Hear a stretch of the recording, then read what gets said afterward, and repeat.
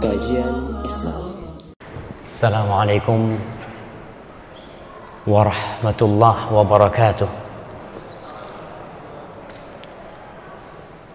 Alhamdulillah alladzi bi ni'matihi tatimmu shalihat.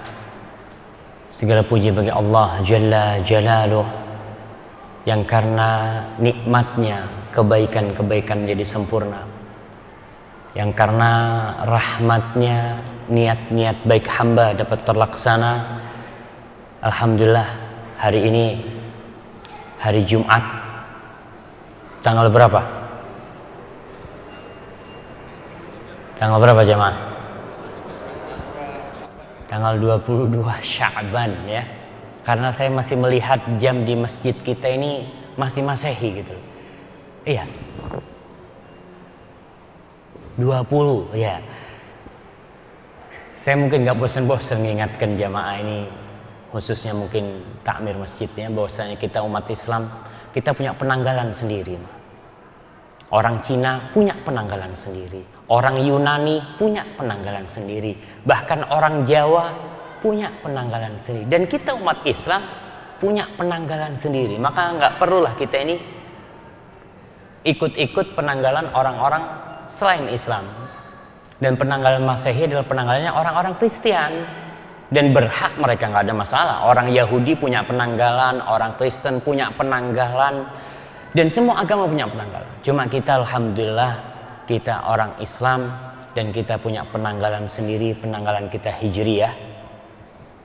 Jadi sekarang tanggal 22 Sya'ban 1435 Hijriyah. Alhamdulillah. Allahumma salli wa sallim wa zid wa barik wa an'im ala abdika wa rasulika habibina wa nabiyina Muhammad.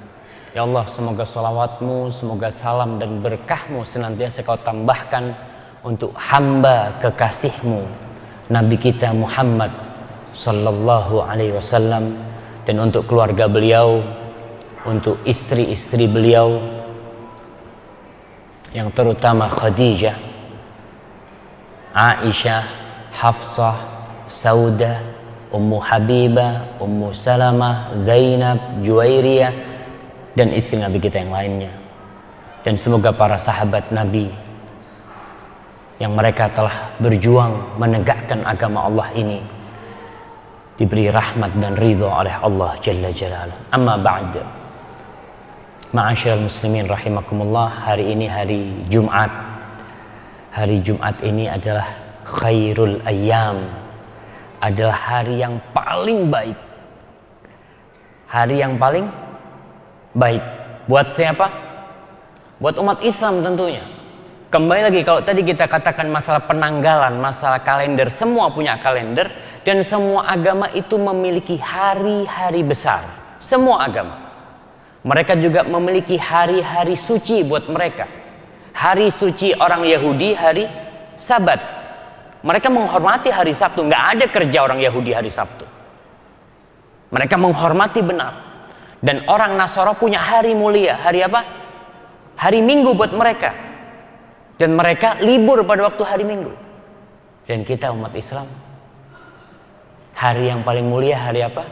Hari Jumat. Tapi kita sibuk kerja hari Jumat. Ya Allah ya. Semoga Allah SWT memberikan rahmatnya buat kita, sehingga kita bisa merasakan nikmatnya hari Jumat. Ada propaganda untuk memburukkan hari Jumat dari Zionisme tentunya. Propaganda bagaimana orang Islam benci sama hari Jumat. Coba kita lihat tuh film-film horor, mesti Friday, ya, hari Jumat. Jadi kita, anak nggak ngomong, saya waktu kecil kalau malam Jumat takut, ada perasaan itu, malam Jumat. Kalau lewat jalan yang gelap, itu muncul perasaan, nanti ada setan, ada pocong. Padahal kata Rasul sallallahu alaihi wasallam, inna min khairi ayyamikum yaumul jumu'ah. Nabi mengatakan sallallahu alaihi wasallam, sesungguhnya hari terbaik kalian adalah hari Jumat. Fihi khuliqa Adam. Pada hari Jumat itu Nabi Adam diciptakan. Wa fihi qubid. Pada hari Jumat itu Nabi Adam dicabut nyawanya. Wa fihi nafkha wa fihi sa'qa. Pada hari Jumat itu manusia akan mati semuanya, kiamat akan bangkit, dan pada hari Jumat semuanya akan dibangkitkan kembali kelaknya. Subhanallah, itu keutamaan hari Jumat. Bahkan Rasulullah SAW mengatakan, fa'akthiru fihi minas salati alayya, banyak-banyak kalian bersalawat kepadaku pada hari Jumat. Jadi hari Jumat itu hari yang sangat mulia buat kita. Nggak ada hari buruk. Dalam Islam itu tidak ada hari buruk. Semua hari itu baik, tapi yang paling baik hari Jumat. Maka banyak-banyak sholawat, dan di hari Jumat itu ada waktu mustajab ya. Di akhir Jumat ini ada waktu mustajab di mana doa kita dikabulkan oleh Allah Jalla Jalaluh. Semoga Allah memberikan kepada kita karunia-Nya sehingga kita bisa berdoa di waktu itu. Ma'asyiral muslimin, kajian kita pada hari ini apa temanya? Rencananya rumahku masih ngontrak, tapi tetap rumahku masih ngontrak. Maksudnya walaupun temanya itu nggak jadi, tetap rumahku masih ngontrak. Jadi nggak ada yang punya rumah tetap gitu. Mau temanya diganti, tetap bapak-bapak rumahnya ngontrak. Walaupun punya sertifikat. Walaupun punya sertifikat atas namanya, tetap rumahnya ngontrak. Karena pada suatu hari bapak harus keluar dari rumah itu. Harus keluar. Mau tidak mau, suka tidak suka. Anak-anaknya bakal ngusir bapak-bapak. Diusir, digotong, dimandikan, dilemparkan dari rumah. Nggak ada, itu rumah pakai sertifikat atas nama bapak ya. Oh iya, tapi bapak masa kontraknya sudah habis. Bapak harus keluar dari rumah itu. Kemudian diganti tema kita dengan apa temanya? Ramadan Baiti Jannati gitu. Mengembalikan Baiti Jannati dengan Ramadan. Mungkin seperti itu ya. Ya memang kita sudah mau masuk bulan Ramadan. Soalnya panitianya minta Ustadz gimana kajiannya tentang keluarga katanya. Makanya kita bagaimana sekarang memanfaatkan bulan Ramadan ini bisa menjadikan rumah kita surga kita. Bagaimana suami-suami yang tidak betah di rumah di bulan Ramadan jadi betah di rumah. Bagaimana suami-suami yang suka ngelayap di malam bulan Ramadan, di bulan Ramadan tahun ini dan tahun selanjutnya suami-suami bisa menjadi imam di rumahnya untuk sholat taraweh umpamanya. Bagaimana itu bisa terjadi di bulan Ramadan ini. Ma'asyiral muslimin, istilah baiti jannati artinya rumahku, surgaku. Siapa yang rumahnya sudah surganya? Ada. Insya Allah semuanya lah. Karena ada suami-suami itu yang kalau ngelihat rumahnya kepingin cepat keluar gitu kan.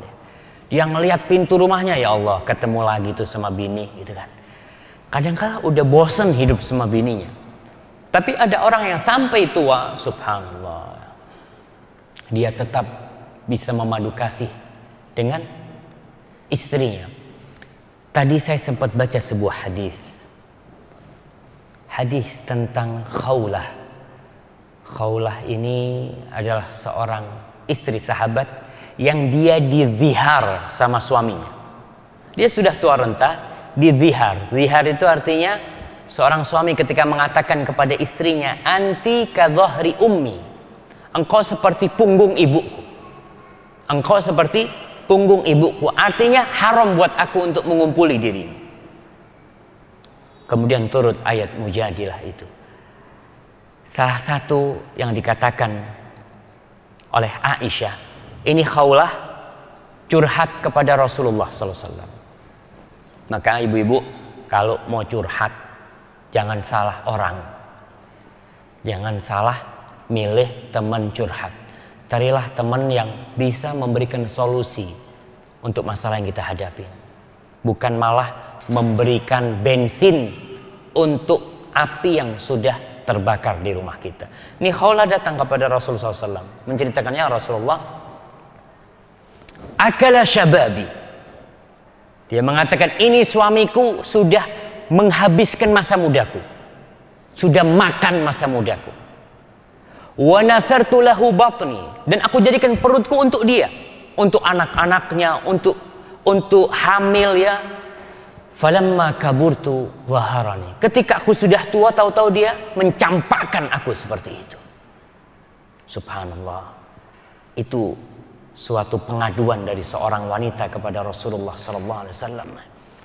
Maka turunlah ayat surat Al-Mujadilah, qad sami Allah qaulal lati tujadiluka fi zawjiha wa tashtaki ila Allah. Allah telah mendengar Aisyah ketika itu berada di rumah Nabi. Rumahnya Nabi itu mungkin 4x5 ya. Satu ruangan aja tuh. Kalau itu paling besar segitu. Aisyah sekamar di situ bersama Rasul SAW. Ini suaranya kayaknya. Ya, sambil diperbaikin, ana numpang minum nih. Bismillah.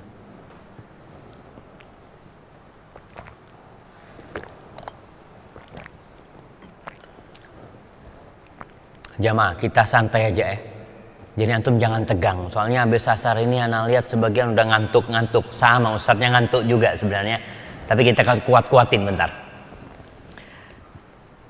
Aisyah berada satu kamar bersama Rasul dan Khawlah curhat. Kata Aisyah, sami'tu sautah, aku dengar suaranya, wa khafiya anni ba'dha, tapi beberapa suaranya hilang, tidak terdengar. Ternyata Allah menurunkan surat khusus untuk kejadian itu.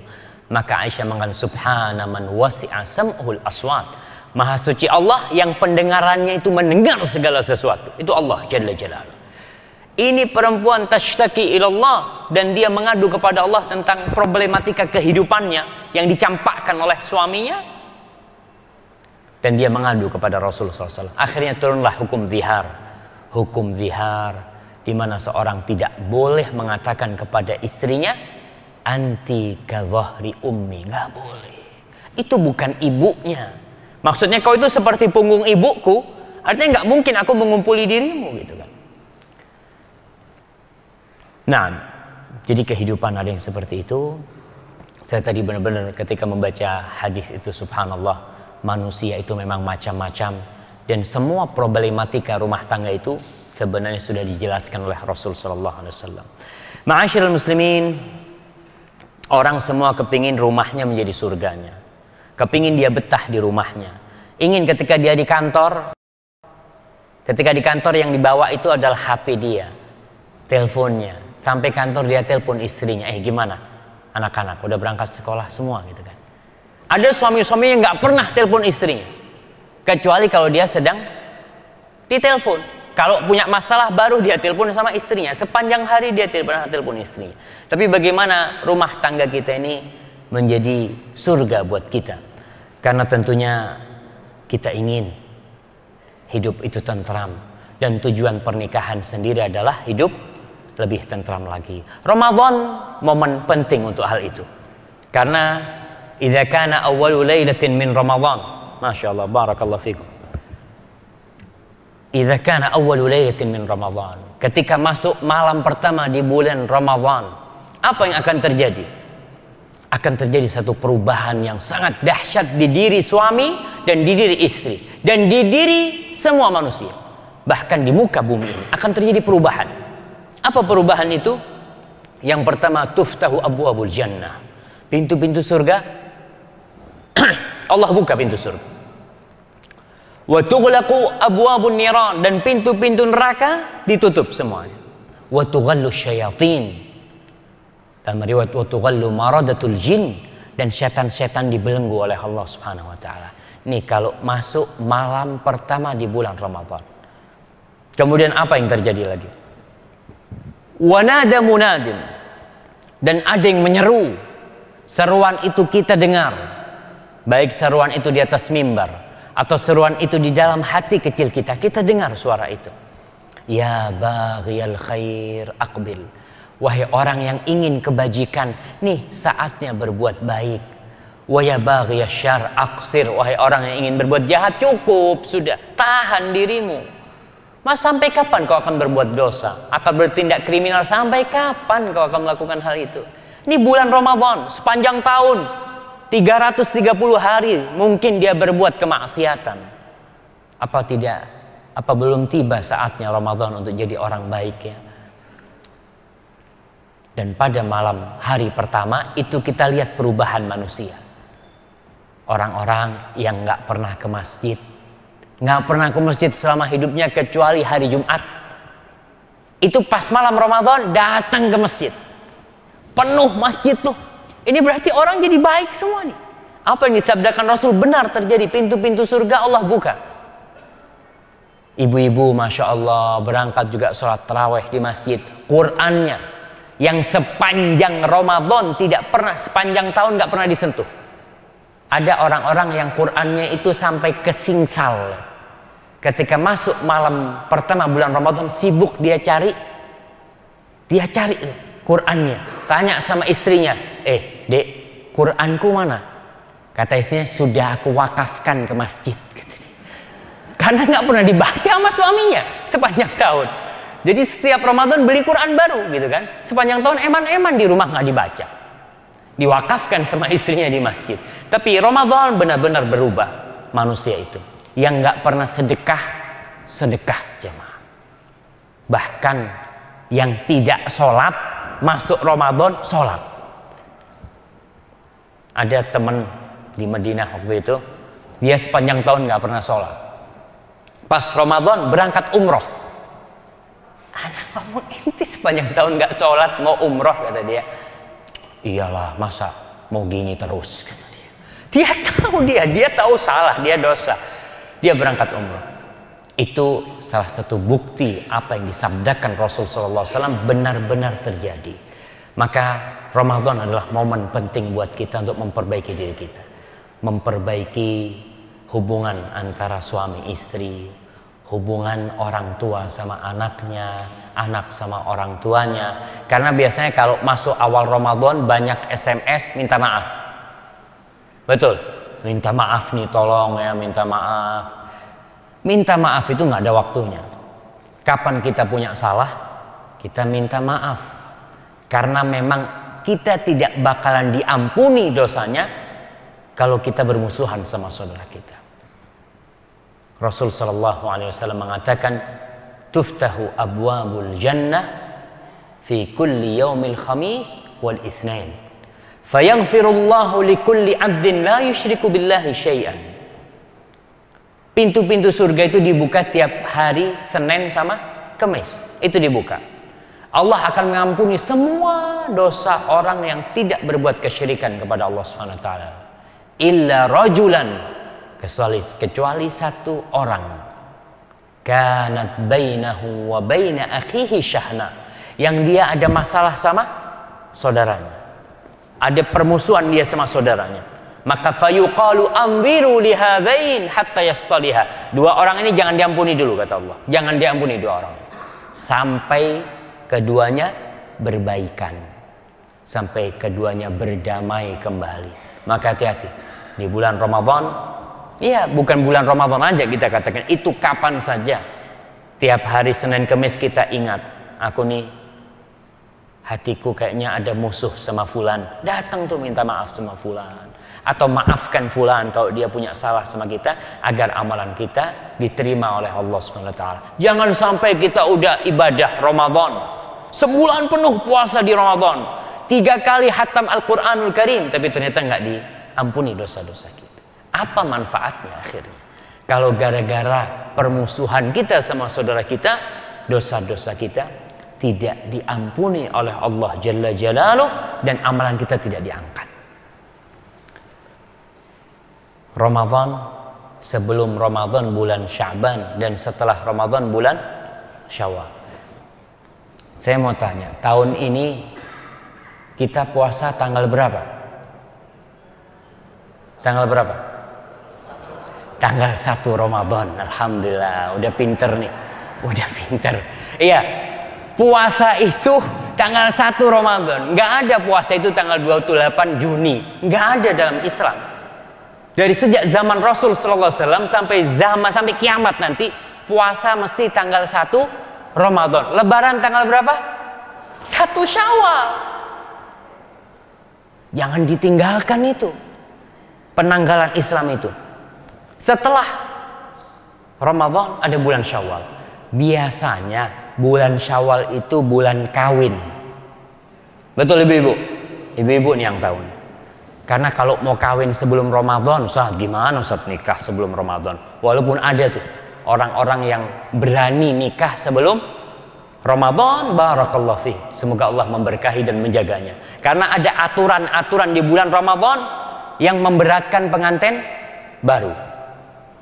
Maka yang kita harus bicarakan nih, bagaimana ibu-ibu, bapak-bapak yang mau cari menantu, atau bagaimana nih umpamanya duda-duda yang mau kawin nih, umpamanya apa yang harus dia persiapkan. Kemudian janda-janda yang mau nikah juga harus tahu tuh. Agar baiti jadi jannati, agar rumahku jadi surgaku. Berapa banyak wanita yang menikah kemudian dia mengharapkan, andai kata aku jadi janda, lebih enak jadi janda ternyata daripada dapat suami seperti itu umpamanya. Maka harus dibicarakan tuh, bagaimana mencari menantu atau bagaimana mencari calon istri. Kita bicara istri dulu nih, karena yang di depan saya bapak-bapak. Anak mau tanya, antum udah nikah? Masya Allah. Kalau boleh tahu nih, apa yang menyebabkan antum milih istri antum sekarang? Cantik, Masya Allah, cantik luar dalam. Masya Allah, mantap nih ya. Rasul Sallallahu Alaihi Wasallam mengatakan tunkahul mar'a li arba'. Perempuan itu dinikahin karena 4 perkara biasanya tuh. Yang pertama li jamaliha, karena kecantikannya. Orang biasanya menikah yang pertama itu pandangan pertama. Waduh Ustaz, nggak kuat Ustaz. Ente kenapa milih fulana? Itu perempuan Ustaz paling cantik sekampung. Nggak ada lagi yang kayak dia. Ada, udah nikah Ustaz. Ini belum nikah kata dia. Perempuan dinikahin karena kecantikannya wajar. Karena memang manusia memiliki nafsu, memiliki syahwat, dan dia melihat kepada kecantikan untuk menikah. Yang kedua, lima liha. Perempuan dinikahin karena hartanya.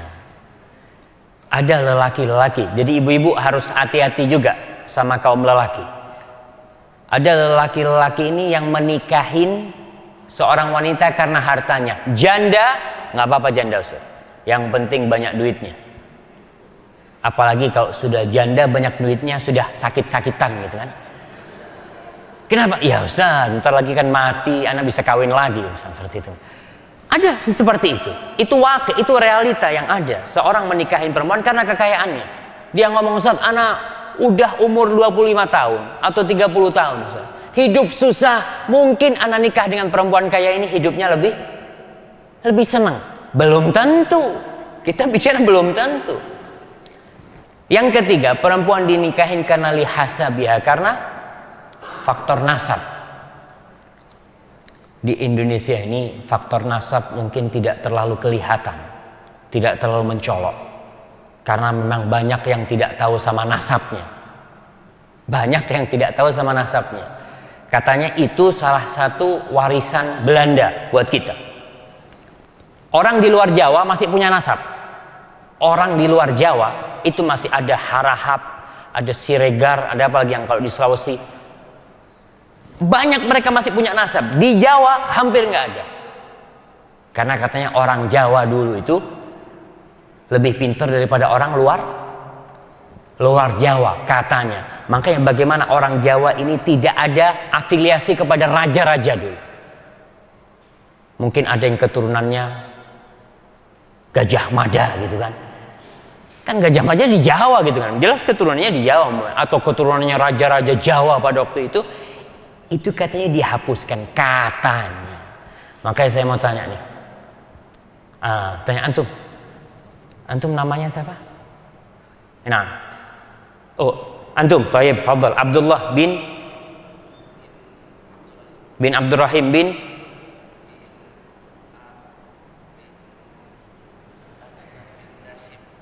betul, nggak bikin antum? Hah? Adalah pokoknya kan, ya ada, kakeknya pasti ada lah. Nah, ini yang ingin katakan, nasab ini di Jawa kadang-kadang kurang dijaga. Padahal Islam itu benar-benar menjaga nasab. Bahkan Rasul sallallahu alaihi wasallam mengatakan, ta'allamu min ansabikum ma tasilu bihi arhamakum. Pelajari nasab kalian, pelajari. Ini perintah dari Rasul sallallahu alaihi wasallam, suruh pelajari nasab kalian. Untuk apa? Supaya kalian bisa silaturahim. Supaya kalian bisa silaturahim. Silaturahim ini sekarang sudah rusak di Indonesia. Yang ada silaturahim berangkat ke rumah temennya, ana mau silaturahmi. Kemana? Ke tempat sohib. Ke tempat sohib mah bukan silaturahim. Apa kalau ke tempatnya teman? Ziarah. Ada orang ngomong, ana mau ziarah ke tempat antum ya. Dia bingung mah. Emangnya kuburan rumah ana? Ada ziarah gitu. Soalnya yang ada di pikiran masyarakat, ziarah itu ke kuburan gitu kan. Padahal tidak, ziarah itu ya ke rumah teman kita, itu ziarah. Tapi ke rumah kerabat kita, itu silaturahim, menyambung rahim. Kita kembali kepada hadis ini, bahwasanya wanita dinikahi karena nasabnya yang mulia. Mungkin dia keturunan Rasul sallallahu alaihi wasallam, mungkin dia keturunan raja-raja, keturunan orang terpandang, darahnya biru. Ada yang dokter di sini, ada nggak darah biru itu? Entahlah. Biasanya orang kalau habis dipukul itu biru memang. Apa itu yang dimaksud darah biru? Wallahu a'lam bishawab. Tapi yang jelas faktor keturunan itu ada orang menikah. Kenapa inti menikah sama fulan? Anaknya raja, anaknya gubernur, anaknya presiden, apalagi kan? Dengan harapan apa? Semua ini ada target orang itu menikah. Ya namanya menikah sama anaknya presiden, umpamanya kan. Paling nggak kan ikut terangkat lah saat. Anak kan selama ini nggak pernah ada yang tahu sama anak. Tapi kalau nikah sama anak presiden, ya kalau jalan di belakangnya presiden kelihatan, paling nggak seperti itu. Itu. Yang keempat, lidiniha. Seorang wanita dinikahin karena agamanya. Karena agamanya. Apakah Rasul membiarkan 4 pilihan ini? Tidak. Beliau mengatakan fadfar bidzatid din taribat yadak. Rasul mengatakan beruntunglah engkau dengan perempuan yang agamanya baik. Taribat yadak, selamat kau nanti. Selamat kau. Kalau kau memilih dari keempat sifat itu, yang agamanya baik, hidupmu selamat. Kira-kira ada nggak perempuan yang memiliki 4 kriteria itu? Kaya, cantik, anak orang terpandang, dan agamanya baik. Ada kira-kira? Langka, kayaknya itu sudah masuk di apa? Jenis book gitu ya. Tapi insya Allah masih ada ya orang yang seperti itu, walaupun langka, jarang sekali. Terus kalau umpamanya cantik, kaya, agama dan keturunannya nggak baik, jangan dinikahi. Nasihat Rasul SAW, jangan dinikahi. Itu kalau ingin hidup kita tentram. Kemudian Ustadz gimana nih? Perempuan jelek, nggak cantik, miskin, keturunan orang biasa-biasa, tapi Ustadz agamanya jangan ditanya Ustadz. Hormatnya dia sama orang tua, akhlaknya mulia. Nikah nggak? Jelek Ustaz. Hah? Bismillah, nikahin jamaah. Ada istilah cantik karena cinta, cinta karena cantik tuh. Hafalin tuh. Cantik karena cinta, cinta karena cantik. Siapa yang bisa jelasin tuh? Anak kasih hadiah. Tenang, anak kasih hadiah. Nah. Iya. Cantik karena cinta, cinta karena cantik. Mana nih orang-orang yang pecinta di sini? Nah, fadhal. Kalau cantik karena cinta, karena saking cintanya dia kepada istrinya, bagaimanapun wajah istrinya dia cantik karena dia kebaikan agamanya salah satunya. Masya Allah. Nah, apabila cinta karena cantik, ya cintanya dengan kecintaan Nah, barakallahu fikum. Fadhal, fadhal, Habib. Fadhal, masya Allah. Wafikum wabarak. Itu cantik karena cinta. Cantik karena cinta. Walaupun rupanya jelek, karena dia cantik, orang sekampung ngomongin dia. Itu bininya kau itu jelek, kata dia. Jangan main-main. Ambil samurai ya kunci. Kenapa? Karena dia cantik. Buat dia istrinya adalah paling cantik. Ada umpamanya 100 dunia. 100 ratu dunia. Ada 100 ratu dunia. Dia nggak akan noleh, nggak ada. Istriku yang paling cantik buat aku. Karena apa? Karena dia sudah cinta sama istrinya. Cinta itu menembus dinding-dinding batasan fisik, jamaah. Kalau orang sudah cinta, mau orang itu cacat dari sisi fisiknya, tapi karena dia cinta, buat dia cantik. Tapi hati-hati yang cinta karena cantik. Karena apa? Karena perempuan itu, nih ibu-ibu dengar nih, perempuan itu kecantikannya bertambah apa berkurang? Fisiknya berkurang. Baru nikah berapa? 49, 3 tahun 94 gitu kan. Ya, waktu awal sebelum ada yang melamar, dia kan jaga sama fisiknya kan. Supaya aku cantik. Setelah nikah udah dilepas sama dia. Biasanya seperti itu. Makanya wanita mau pakai krim apa aja. Krim pagi, krim duha, krim siang, krim waktu asar, krim maghrib, krim, tetap kecantikannya itu berkurang. Karena faktor umur dia akan berkurang kecantikannya. Sampai akhirnya keriput ya, jelek. Yang lakinya masih gagah umpamanya gitu kan. Tapi istrinya itu. Tapi kalau kau menikahin dia karena agamanya, ini loh yang cantik karena cinta. Di dalam sebuah buku sastra Arab, judulnya itu Wahyul Qalam, karyanya Ar-Rafi'i. Nah, dia menceritakan sebuah sejarah. Tapi biasa kalau sastrawan itu ceritanya jadi indah sekali ya. Dia cerita tentang seorang lelaki yang menikah dengan wanita cacat. Judulnya itu Qubhun Jamil. Qubhun artinya buruk, buruk tapi indah. Buruk tapi indah. Kok bisa ya? Buruk tapi indah. Ini yang dibicarakan karena agamanya baik. Dia cerita bagaimana dia menikahi anak seorang syekh. Wanita-wanita dulu itu dipingit, tidak diobral. Kalau sekarang kan ya Allah ya, kita benar-benar sedih ya, orang tua yang mengobral anaknya. Jadi anaknya kalau nggak ada pacarnya bingung ibunya itu. Kok belum ada yang ngambil ya anaknya. Tapi kalau sudah ada yang bawa pergi, goncengan berdua, ibunya tenang. Alhamdulillah sudah laku anak saya. Na'udzubillah ya. Seharusnya na'udzubillah. Bukan alhamdulillah anaknya dibawa. Berapa banyak tuh sekarang polisi kalau kita lihat yang kecapean ngurusin perempuan-perempuan gara-gara Facebook, dibawa lari sama lelakinya, disembunyikan 2 minggu 3 minggu. Kalau mau ditanya siapa yang salah? Siapa yang salah? Orang tuanya. Orang tuanya yang memiliki pemikiran nggak benar. Kita kembali kepada tadi. Seorang lelaki ini di Basrah, dia itu mau menikah dengan anaknya seorang syekh. Dia nggak ngelihat sama anaknya.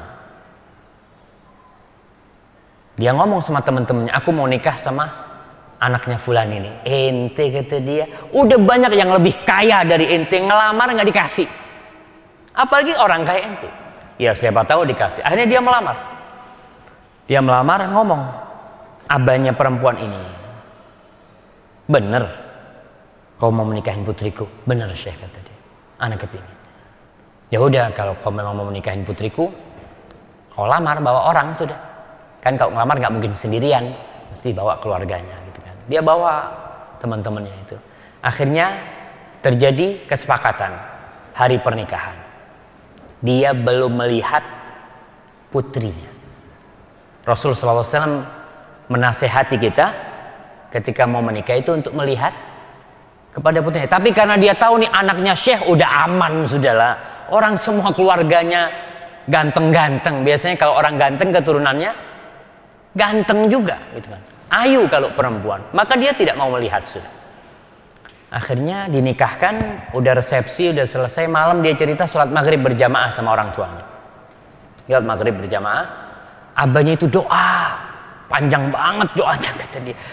Apa musibah dapat menantu anak dia. Bingung nih menantunya ini. Selesai maghrib isya. Sholat berjamaah lagi. Lama juga dia doanya. Akhirnya tanya nih si mertua, kau mau masuk menjumpain istrimu? Ya iyalah kata dia. Dari tadi udah ditunggu-tunggu gitu kan. Akhirnya masuklah. Fadol kau masuk. Ketika masuk ke rumahnya, yang menyambutku itu orang-orang tua kayak bangkai hidup. Orang-orang paling muda mungkin umur 60 tahun kata dia. Yang menyambutkan biasanya kan disambut sama orang-orang tua kata dia. Allah kata dia. Sampai akhirnya aku dimasukkan ke kamar pengantin. Alhamdulillah. Baru aku lega hatinya. Masuk kamar itu.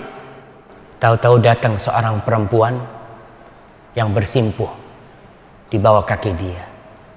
Perempuan itu mengatakan, Ana sirru walidi faqad afdahu ilaik. Aku adalah rahasia bapakku.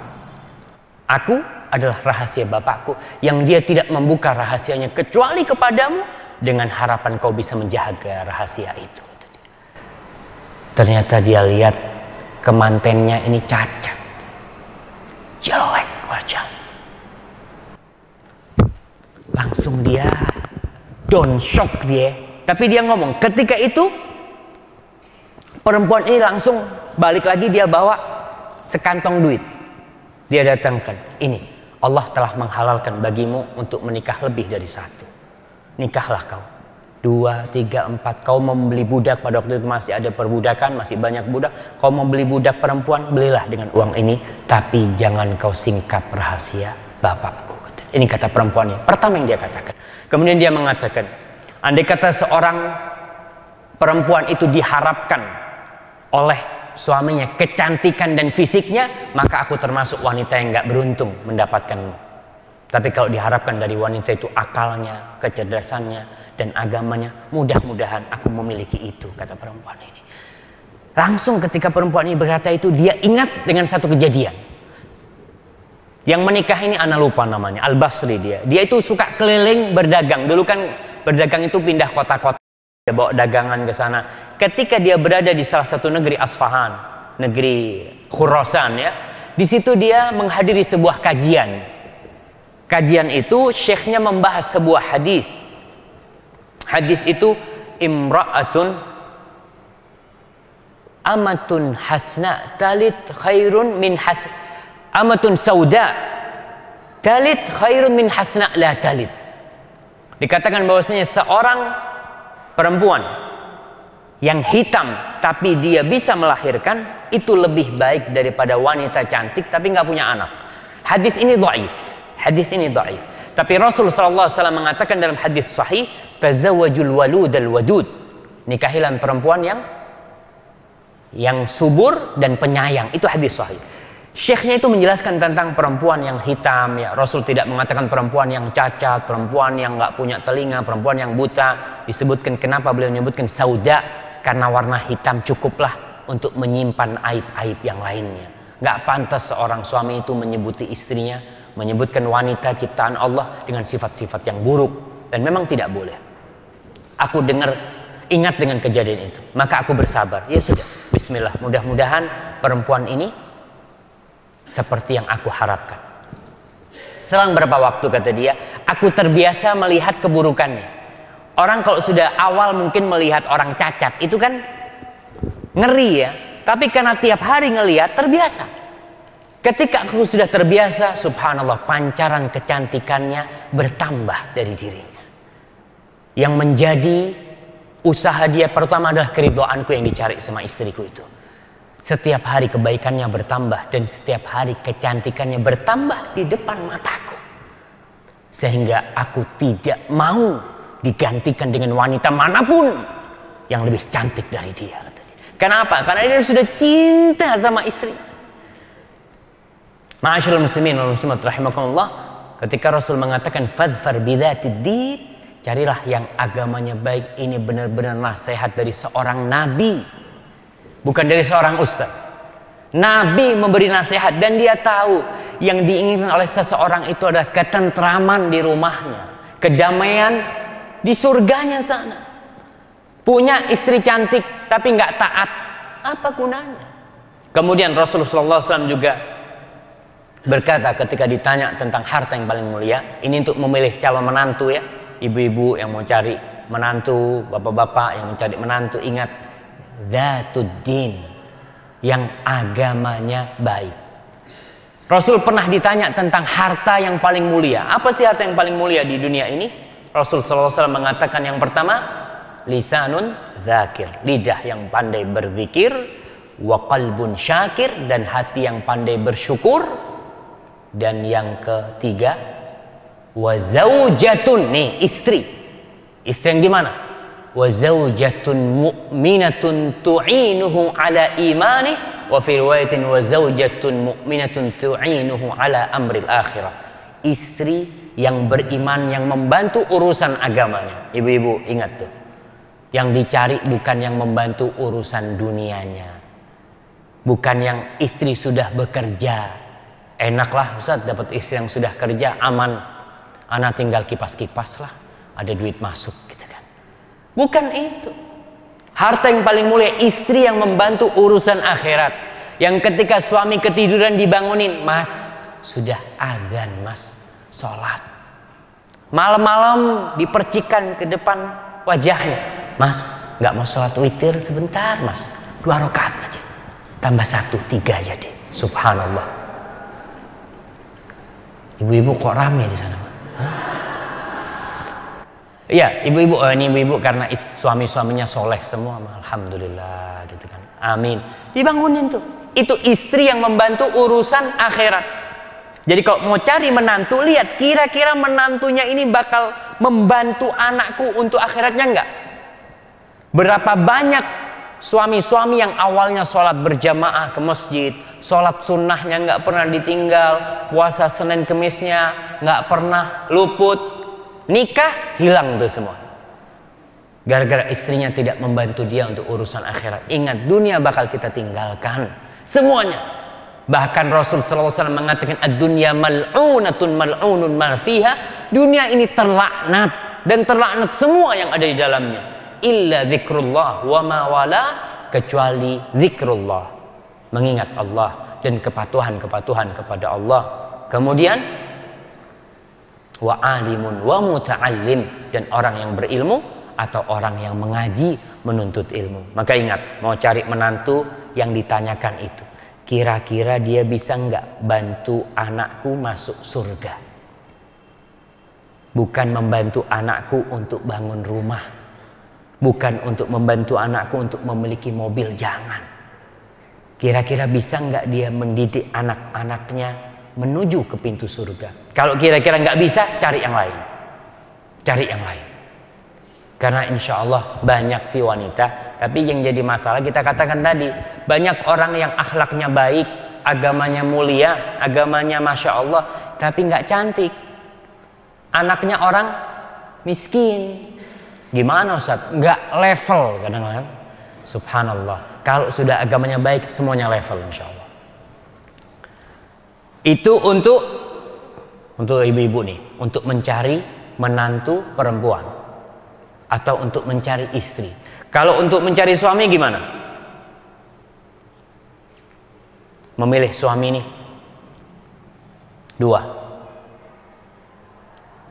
dua kriteria harus ada di dia. Rasul sallallahu alaihi wasallam mengatakan dalam hadis riwayat Tirmidzi, hadis ini sahih, "Idza ja'akum man tardawna dinahu wa khuluquhu." Kalau datang meminang kalian, meminang putri kalian, seorang lelaki yang agamanya baik dan akhlaknya. Ingat, agama dan akhlak. Karena ada orang yang agamanya baik tapi akhlaknya buruk. Ada nggak? Ada. Hafalan Qur'annya jangan ditanya, Masya Allah, sholat berjamaahnya nggak pernah lepas. Tapi kalau ngomong sama orang selalu nyakitin hati. Nah, ini berarti akhlaknya nggak mulia. Ada mungkin orang-orang yang udah ngaji, sering datang kajian, kemudian dia meminang seorang wanita. Ustadznya ditanya, Ustadz, antum kenal nggak sama fulan? Antum siapa namanya? Abdullah. Kenal nggak sama Abdullah? Oh, Abdullah kenal. Dia selalu hadir di tempat kajian anak. Ustadz kenal apanya? Kenal agamanya, tapi belum kenal sama akhlaknya. Karena untuk akhlak itu di luar kita biar tahu. Bagaimana dia sama tetangganya? Bagaimana kalau dia bos sama anak buahnya? Bagaimana kalau dia anak buah sama bosnya? Bagaimana dia sama orang tuanya? Bagaimana dia sama kakaknya? Bagaimana dia sama adiknya? Itu akhlak. Memang akhlak lebih spesifik kepada hubungan sama manusia. Kalau hubungan sama Allah ya agama lah. Alhamdulillah Ustaz, dia nggak minum gitu kan. Dia orangnya baik, dia nggak minum, teman-temannya baik. Cuma urusan akhlak hati-hati. Karena ada lelaki-lelaki yang mungkin sudah ngaji tapi kasar. Ada. Kita mau anak kita dibukulin sama suaminya? Nggak mau kita. Maka akhlak. Ada orang-orang yang sudah ngaji tapi suruh bayar utang susah gitu kan. Udah ngaji Masya Allah, bahkan hafal 7 juz amma, ketika ditagih, ente punya utang sama anak, kata dia. Masa anak punya utang sama ente? Nantilah, gampang gitu kan. Ada orang-orang yang seperti itu. Maka Rasul memberikan 2 kriteria. Akhlaknya mulia dan agamanya baik. Fazawwijuhu. Kalau yang meminang anak kalian punya 2 hal ini, nikahkan anak kalian. Wa illa takun fitnatun fil ardi wa fasadun arid. Kalau orang seperti ini tidak kalian nikahkan, maka akan terjadi kerusakan di muka bumi ini. Akan terjadi fitnah, kekacauan, dan kerusakan yang besar sekali. Betul. Ketika orang-orang yang soleh tidak dinikahkan, kemudian yang dinikahkan adalah orang-orang yang gak soleh. Berapa banyak jamaah perempuan-perempuan yang curhat sama ustadz tuh. Ustadz siapa aja? Ustadz, suami ana nih gak benar ustadz. Macam-macam seperti itu. Dulu ketika baru nikah semuanya benar, tapi setelah setahun 2 tahun kelihatan belangnya, ketahuan tuh belangnya umpamanya.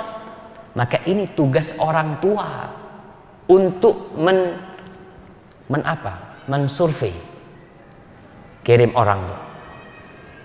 Apalagi kita di polisi ini kan gampang kalau jadi intel kan. Coba kau lihat tuh, fulan gimana, baik enggak?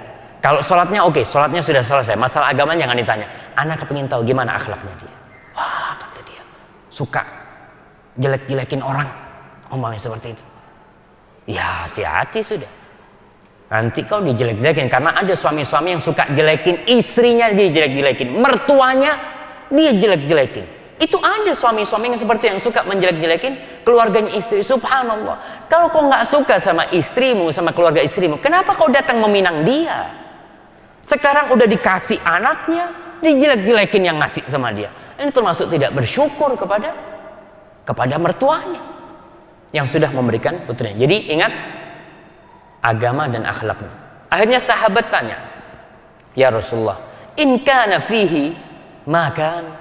Kalau orang ini ya betul akhlaknya, agamanya baik, tapi dia itu miskin, tapi dia itu jelek. Gimana Rasulullah SAW? Apa kata Rasul? Fankihu au fazawwiju, nikahkan dia, jangan takut. Kalau menikahkan putri kita, menikahkan anak kita dengan seorang yang akhlaknya mulia dan agamanya baik, aman, dan akan dirasakan bagaimana istri itu berbahagia sama dia. Karena seorang yang beriman, seorang yang berakhlak mulia, dia akan menghormati wanita. Karena itu pesan Rasul SAW kepada seorang muslim. Rasul mengatakan, uharrij alaikum bihaqqid dha'ifain. Kata Rasul SAW tuh, aku timpakan kesulitan buat kalian. Hati-hati kalau kalian tidak menjaga 2 hak manusia yang lemah. Yang pertama, yatim, anak yatim. Dan yang kedua adalah al-mar'ah, perempuan. Jadi kita lihat Rasulullah SAW itu adalah pembela kaum wanita. Kalau ada orang mengatakan Islam itu mendolimi wanita, tidak sama sekali. Bahkan Islamlah yang mengangkat wanita. Islam tidak mau wanita itu dijual kayak paha ayam. Dijual di pinggir jalan. Digaji berapa? 1 juta, 1,5 juta. Berdiri di sana dia. Dia punya anak di rumahnya. Dia harus berdiri di sana. Padahal yang wajib memberi nafkah siapa? Suami dalam Islam itu. Perempuan itu di rumah jadi ratu. Kau nggak punya kewajiban cari nafkah. Nih aku suami. Itu dalam Islam seperti itu. Jadi kalau menikahkan putri kita dengan seorang yang agamanya baik, akhlaknya mulia, aman. Akan dihormati anak kita. Akan diperhatikan dia. Akan dijaga dan disayangi dia. Ingat, walaupun dia miskin. Karena kalau orang tua, kalau ada seorang lelaki yang meminang, yang ditanya apa? Inti berapa gajinya? Nah, anak gajinya, anak ustadz di pesantren gitu. Gajinya 700.000 gitu kan. Subhanallah. Mau dikasih makan apa anak-anak? 700.000. Nggak cukup tuh kau makan sendirian. Subhanallah. Subhanallah. Ingat, itu perempuan punya rizki sendiri. Nggak makan rizkinya suami. Nggak ada. Anak tidak makan rizkinya bapak, dan bapak tidak makan rizkinya anak. Allah mengatakan nahnu narzuquhum wa iyyakum. Kita, kata Allah, yang ngasih rizki sama anak-anak kalian tuh, dan kita pula yang ngasih rizki sama kalian. Supaya orang tua tidak berpikir bahwa saya yang ngasih rizki itu bapaknya. Istri berpikir yang ngasih rizki adalah suaminya. Tidak sama sekali. Yang ngasih rizki itu Allah Jalla Jalaluh. Dan buktikan jamaah, buktikan rahmat Allah Subhanahu wa ta'ala. Kalau saya boleh cerita, saya lagi, na'udzubillah min kalimati saya. Tapi ketika saya nikah, saya di Madinah, ya namanya seorang mahasiswa, nggak punya rumah lah tentunya. Gaji jelas, pengeluaran jelas juga. Akhirnya ketika saya nikah, ngutang jelas. Dan yakinlah, yang mau nikah nggak punya duit, utang. Boleh utang jamaah, maharnya. Boleh. Umpamanya mertuanya ngomong, saya nikahkan kau dengan mahar 100 juta gitu kan. Iya, tapi bayar nyicil sampai mati nggak apa-apa kan? Berarti itu mamanya. Iya nggak apa-apa, bismillah sudah. Bayar tiap bulan 100.000 bayar. Umpamanya sampai mati nanti. Kalau aku mati, ya tolong diikhlaskan lah. Gitu. Yakin dengan itu, boleh utang. Dan Rasul SAW mengatakan, ada 3 manusia yang Allah akan nanggung dia. Salah satunya wasyabun nakaha min ajli afaf. Seorang pemuda yang menikah untuk menjaga kehormatan dirinya. Ingat, menikah untuk menjaga kehormatan dirinya. Bukan menikah karena sudah tabrakan. Banyak orang, kenapa inti nikah? Kok nikah cepat kata dia? Ya gimana nih, udah hamil nih. Na'udzubillah min dzalik. Bukan. Tapi seorang pemuda yang menikah untuk menjaga kehormatan dirinya. Itu Allah tanggung dia. Saya ingat ketika nikah, ngutang, jual sana jual sini, akhirnya nikah. Dan subhanallah, saya benar-benar yakin bahwa istri punya rizki sendiri, gak makan rizki saya. Ketika anak lahir, kalau kita mikir, masa cukup gaji itu? Gak bakal cukup. Kemudian kita punya anak masih kecil, mikir nih, gaji anak sekarang 2,5 juta. Nanti anak ini kalau kuliah, waduh gimana kata dia. Kuliah itu, ini masih bayi. Kita sudah mikir, gimana kalau kuliah gitu kan? Berat. Kita tenang. Tuh anak punya rizki. Dia tambah besar rizkinya, tambah gede insya Allah. Dan kita lihat orang tua tukang becak jamaah. Bisa anaknya kuliah dan lulus. Tukang becak. Dan kalau dia mikir, dia akan susah. Begitu pula. Jadi jangan takut kalau ada yang meminang putrinya, kemudian dia itu gajinya sedikit, jangan takut. Tapi ingat, 2 syarat itu harus terpenuhi ya. Akhlak dan agamanya. Lulusan pesantren, lulusan pesantren yang dijamin apa? Agamanya. Akhlaknya belum.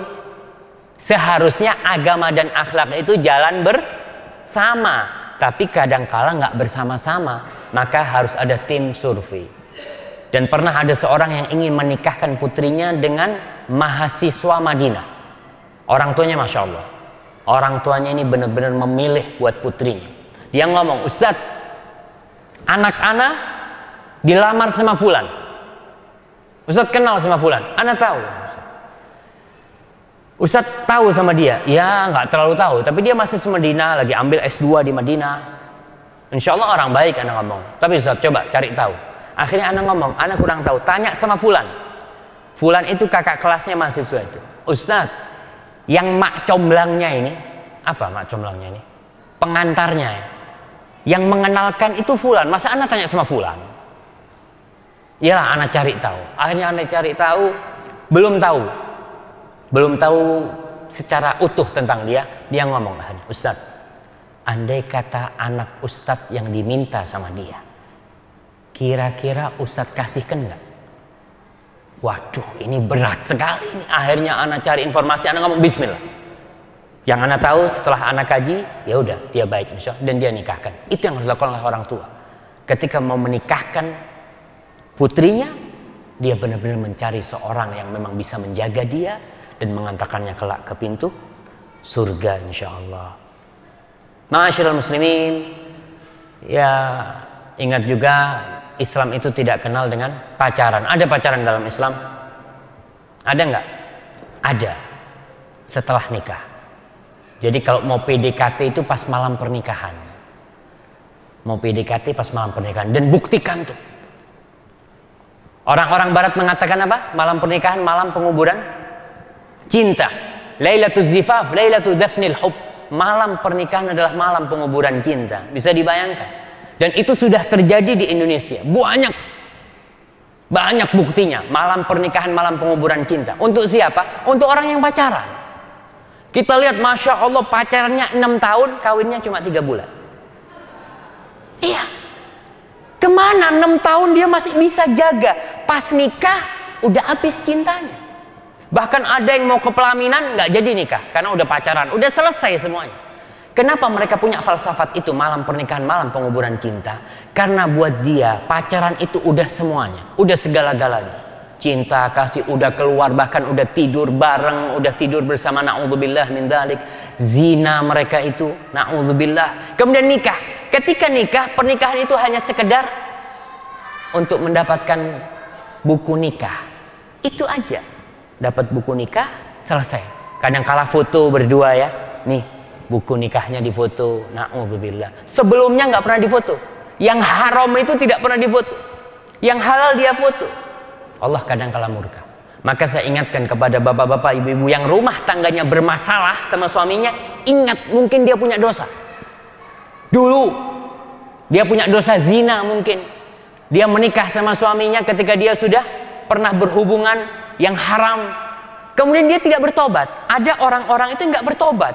Dalam artian setelah menikah dia pikir alhamdulillah sekarang sudah halal. Betul, sekarang sudah halal. Tapi dosa zina itu harus minta maaf sama Allah Subhanahu wa taala.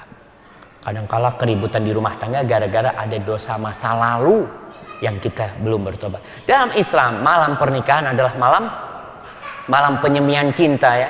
Karena baru kenal ya. Antum bisa lihat tuh, orang kalau baru kenal, pengantin baru dipegang kukunya aja langsung takut dia. Karena dia belum pernah jumpa sama dia, belum pernah ketemu sama calon suaminya.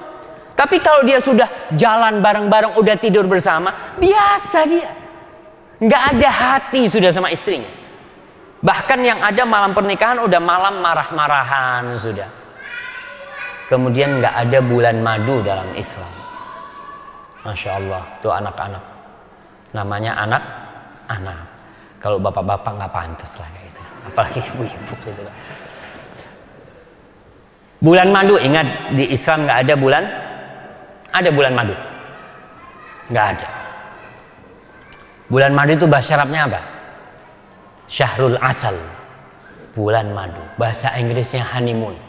Ketika saya membahas tentang bulan madu, saya cari searching di internet itu, ternyata itu terjemahan. Jadi di buku-buku ulama terdahulu itu tidak ada istilah bulan madu. Bulan madu ini adanya di barat mereka itu. Bahkan disebutkan mereka memang seperti itu. Pernikahan pertama, ya, malam pertama, seminggu, 2 minggu, sebulan, itu bulan madu. Setelah itu, bulan empedu. Gitu. Udah habis madu, namanya madu itu nggak mungkin selama-lamanya. Antum lihat lebah tuh, diperes. habis madunya. Maka dalam Islam itu sampai mati madu, insya Allah. Sampai mati madu. Kita lihat Rasul Shallallahu Alaihi Wasallam ya. Beliau itu sampai tua renta tetap beliau memberikan kasih dan cinta kepada istrinya. Sampai beliau tua, sampai beliau renta, beliau tetap berbuat baik kepada istrinya. Ustaz, ini sudah nikah. Kita alhamdulillah udah pernah bulan madu selesai. Kadangkala ada orang ingin mengulangi bulan madunya. Saya selalu ingat sama kisah Syekh yang dia cerita tentang seorang sejoli yang bulan madu. Bulan madu tuh baru nikah. Di Arab juga ada, sekarang udah mulai itu. Udah mulai budaya barat ini datang ke mereka bulan madu. Nggak mau diganggu sama saudara-saudaranya gitu kan. Bulan madu di sana, di sebuah villa mungkin hotel, istrinya keluar dari kamar mandi jatuh. Istrinya jatuh, suaminya langsung digendong sama suaminya, disayang-sayang, dibawa ke tempat tidur, dipijetin, ya subhanallah. Itu malam bulan madu. Setahun setelah itu si istri ingin mengulangin bulan madu, karena biasa suami kalau sudah sebulan 2 bulan udah biasa tuh.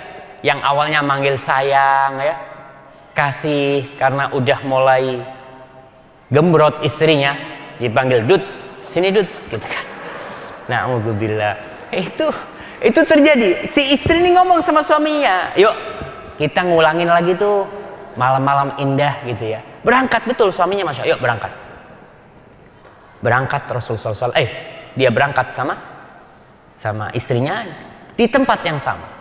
Dan qadarullah, takdir Allah berkata perempuan ini keluar dari kamar mandi dan terpeleset jatuh. Si suaminya mungkin sama HP-nya atau sama bacaannya dilihat, emangnya kau nggak ngeliat tuh?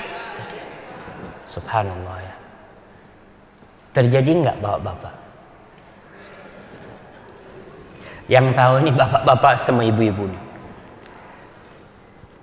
Ingat, biasanya rumah tangga itu akan berjalan dengan baik menjadi surga ketika kedua belah pihak itu tahu dengan tugas masing-masing. Tahu dengan tugas masing-masing. Jadi harus ada, kalau istilahnya sekarang tuh MOU ya, apa? Kesepakatan gitu kan. Apa tugasmu, apa kewajibanmu? Udah. Sebenarnya nggak perlu ada di antara suami istri. Allah sudah menjelaskan pekerjaannya masing-masing, udah Allah jelasin. Istri sebagai apa, suami sebagai apa. Ketika tahu, insya Allah bisa berjalan. Istri tugasnya apa? Di rumah. Ustadz ini nggak tahu apa istilah gender sekarang. Dulu kita kan diajarin di buku SD apa? Budi berangkat ke sekolah, Bapak Budi ke sawah, Ibu Budi ke pasar ya. Mana yang masih ingat nih, yang baru SD, masih belajar tuh. Ana lupa lah. Jadi mereka mengatakan harus dirubah itu. Perempuan kok di rumah? Perempuan itu kerjanya di mana? Harus bersama lelaki. Saya heran. Kalau umpamanya perempuan itu harus sama dengan lelaki, yang ngurus anak siapa? Siapa yang ngurus anak? Pembantu. Pembantu perempuan apa laki? Perempuan. Akhirnya kita yang mau sama dengan lelaki, tapi pembantu nggak boleh sama lelaki. Kalau pembantunya sama suaminya, siapa yang ngurusin anak kita? Nggak ada. Itu tugas udah, ya Allah, udah dibagi-bagi. Maka tolong suami istri ini saling memahami apa tugasnya, apa kewajibannya, dan apa hak-haknya.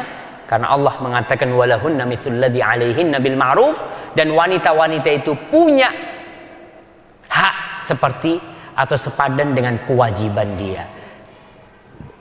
Kalau ini dijaga, insya Allah aman. Ramadan ini gimana sekarang Ustaz? Nasihat saya kepada bapak-bapak, Ramadan ini ya, kalau istrinya menyajikan sesuatu, tolonglah katakan syukron, katakan makasih. Kita nih, kalau di warung ada orang nganterin air ya, Kita ngomong terima kasih sama dia. Istri kita 20 tahun setiap hari nyajikan makanan. Pernah dapat terima kasih ibu-ibu? Syukron dari suaminya pernah dapat? Nggak tahu. Bapak-bapak pernah ngomong sama istrinya, "Dik, jazakillah khairan," gitu kan. Masya Allah gitu kan. Nggak ada. Padahal mungkin dia makan kok kayak gini sih. Rasul sallallahu alaihi wasallam mengatakan, "Man sana'a ilaikum ma'rufan fakafi'u." Kalau ada orang berbuat kebajikan sama kalian, apa? Kafi'u, balas dia. Fa in lam tajidu ma tukafi'una bi. Kalau kalian nggak bisa balas, maka doakan dia. Apa doanya? Jazakallahu khairan. Makasih. Istri kita yang udah hamil anak kita, ngomonglah sekali-kali, "Dek, subhanallah ya. Makasih banyak kau sudah membawa anakku di perutmu ini." Kita kalau ada yang gendong anak kita, kita katakan syukron, kita terima kasih. Tapi sama istri kita kadangkala kita tidak pernah mengatakan syukron. Maka sekarang, mulai sekarang nih, Ramadan momen ya, biasanya istri itu nyajikan makanan yang enak-enak. Sehingga bulan Ramadan seperti bukan bulan puasa. Ramadan itu seperti bulan wisata kuliner. Tiap hari ganti makanan. Bahkan Masya Allah, bapak-bapak, ibu-ibu, selesai Ramadan bukan tambah kurus, tambah gemuk gitu loh. Ini kan nggak benar. Puasa itu bulan tidak makan. Kok selesai Ramadan tambah gemuk? Berarti ada yang salah nih. Ada yang salah. Tapi ingat, itulah yang paling nggak. Ucapkan terima kasih. Suami sebagai nahkoda juga harus membimbing istrinya. Allah mengatakan, "Qu anfusakum wa ahlikum nara." Kata Allah, jagalah diri kalian dan keluarga kalian dari api neraka. Ramadan momen yang penting untuk mengingatkan istri kita. Apa saja yang bisa kita lakukan di bulan Ramadan ini? Yang pertama, agar baiti jadi jannati ini,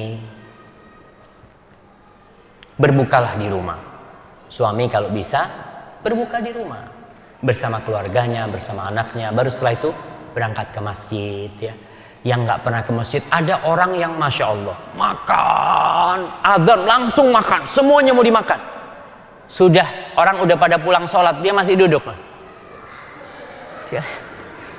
Pak, udah sholat Pak? Belum bisa berdiri. Jangan, pokok cukup lah, pokok cukup dimakan terus sholat, kemudian duduk bersama keluarganya. Yang kedua, ngaji, tadarus. Tadarus ini ya ngaji sama istrinya. Ada orang yang tidak pernah hatam, tapi Ramadan kumpul lah. Istriku, anakku, nanti habis isya, habis tarawih, yuk kita ngaji. Paling enggak suami ngaji, anaknya meneliti ya, memperbaiki. Begitu pula istrinya. Agar Ramadan ini benar-benar menjadi bulan yang penuh berkah. Sedekah umpamanya, saling bersedekah, kasih kepada keluarga istri. Bapak-bapak yang punya kelebihan harta, kasih itu keluarga istri. Ada suami-suami yang pelit sekali sama keluarga istrinya. Dia sama keluarganya sendiri, alhamdulillah loyal dialah, royal dia itu sama keluarganya. Tapi sama keluarga istri pelit, janganlah, jangan. Karena mertua itu sudah ngasih putrinya sama kita. Yang seharusnya perempuan itu berbakti kepada orang tuanya, kepada siapa dia berbakti? Kepada suaminya. Maka tolong kita punya rezeki Ramadan, diperhatikan keluarga istri kita. Barakallahu fikum. Iya, seperti itu, dan banyak lagi hal-hal yang bisa kita lakukan. Sahur juga bersama ya. Kemudian sholat taraweh kalau bisa bersama. Umpamanya nggak mau sholat di masjid, sholat tarawehnya mau sholat tengah malam, nggak apa-apa. Sholat di rumah suaminya jadi imam umpamanya, itu juga diperbolehkan. Walaupun yang afdal kita untuk sholat taraweh ini mungkin lebih afdal di masjid. Di situ kita bisa lebih menikmatin sholat itu. Namun bagi orang-orang yang mau sholat di rumahnya, tarawehnya sama keluarganya nggak masalah. Jadi masih banyak jamaah ya yang bisa dilakukan oleh pasangan suami istri di bulan Ramadan ini. Saling memaafkan, itu bukan hanya di bulan Ramadan. Dan saling melihat kepada kelebihan, tidak melihat kepada kekurangannya. Lihatlah kepada kelebihannya. Itulah yang akan mengantarkan kepada baiti jannati, rumahku menjadi surgaku. Wallahu a'lam bishawab. Itu mungkin yang bisa kita kaji pada kesempatan kali ini. Apabila benar yang saya sampaikan itu dari Allah Subhanahu wa taala, Kalau ada yang salah itu dari diri saya sendiri. Wallahu a'lam bishawab. Ini ada beberapa pertanyaan mungkin yang bisa saya jawab.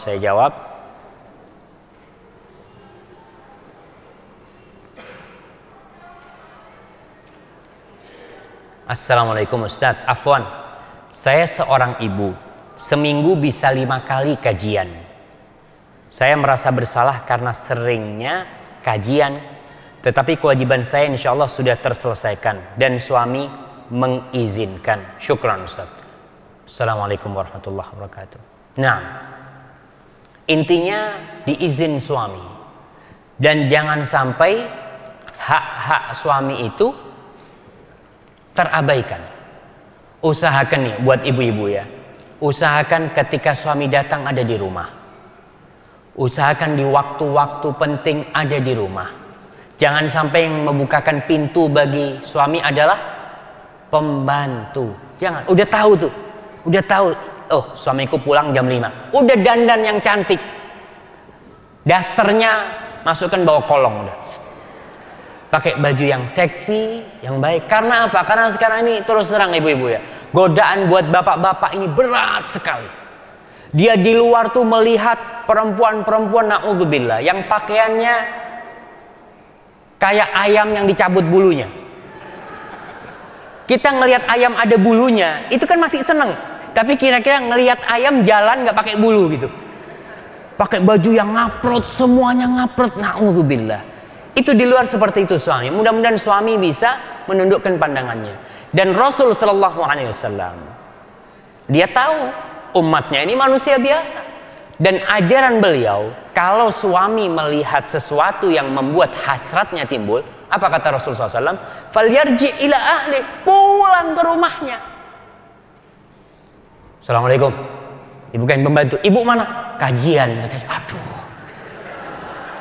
Lagi kajian. Jadi dilihat waktu-waktu yang suami biasa datang ada di rumah. Paling nggak ada di rumah ya. Kemudian suaminya diajak sekali-kali untuk kajian. Wallahu a'lam bishawab.